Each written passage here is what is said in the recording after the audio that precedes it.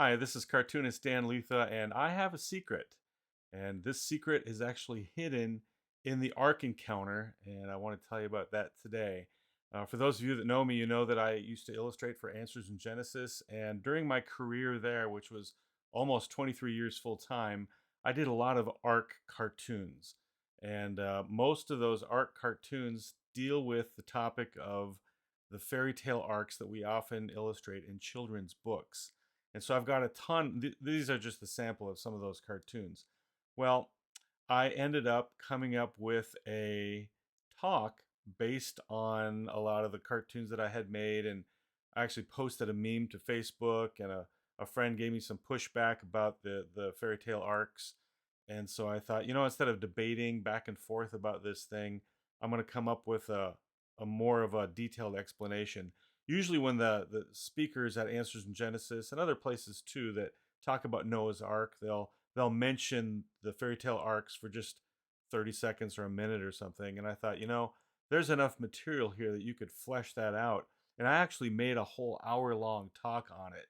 But back in the beginning, it was maybe 20 minutes or something, and this actually ended up being recorded at Answers in Genesis, and it's on their Facebook page, as you can, or on their uh, YouTube channel right now, as you can see. So you can go check that out. I'll put the links later on. But this talk here then was uh, referenced a team of people that was putting the Ark Encounter together called me over, and they said, "Hey, we would like to put a fairy tale exhibit, uh, anti fairy tale exhibit into the Ark Encounter." And they wanted to use my material since I had done all this research. And so I went over them with them, gave them all my slides, and so that exhibit ended up into the Ark Encounter. Now it gets a little better than that because well, there's the exhibit right there, and if you go in, you can see all these books and stuff. A lot of them are ones that were put in my talk, so I think they referenced those and got a bunch of those. And but there's something else in this exhibit that I want to tell you about. There's a piece, and it's right there. I'm pointing at it right there. There's a book in the middle that has some of my artwork on it, and I want to tell you the story about how that got there. I had probably years earlier, a couple years earlier, I had done an article, illustrated this article, and written the article on the fairy tale arcs for Answers magazine.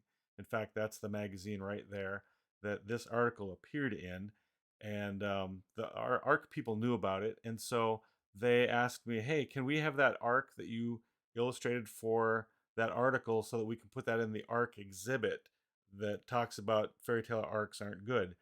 And so I said, sure, that'd be fine. So I dug up the artwork, and I thought, you know what? I'm going to do something. And so I changed the artwork just a little bit, and then I sent it off to them. And then they said, this is going to go into the Ark Encounter Arc exhibit, the fairy tale arc exhibit.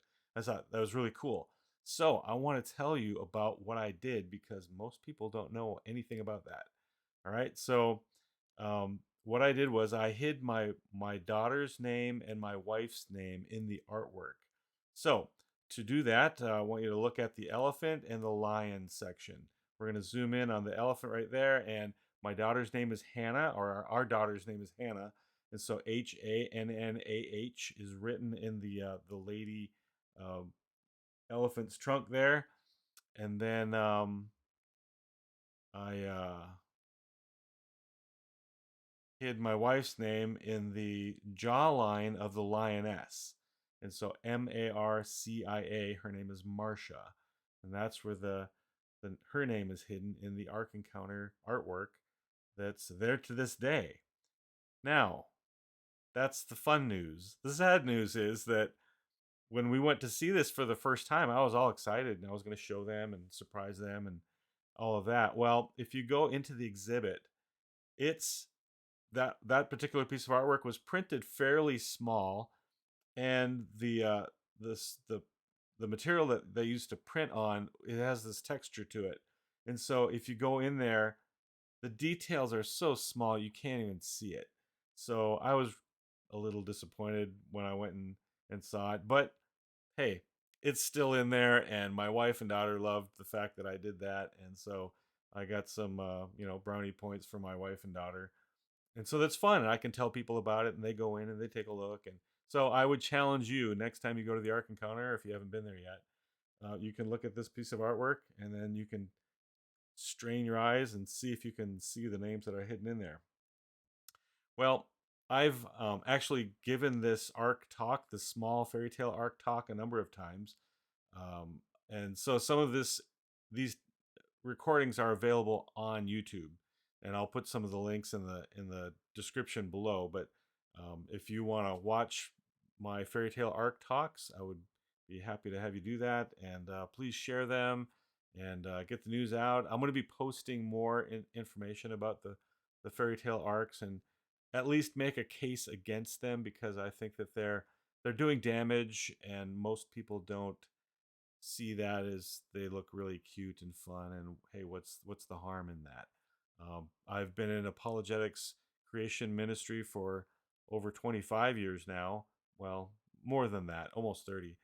And I've seen some of this stuff. When you're in a ministry like this, you tend to learn stuff that maybe a person at home wouldn't be exposed to. I've seen a lot of that. So believe me, they really are not good, and I'm trying to get people to at least see the the flaws and the damage that they're doing, and hopefully change some minds and get those arcs to be illustrated larger because Noah's Ark was large.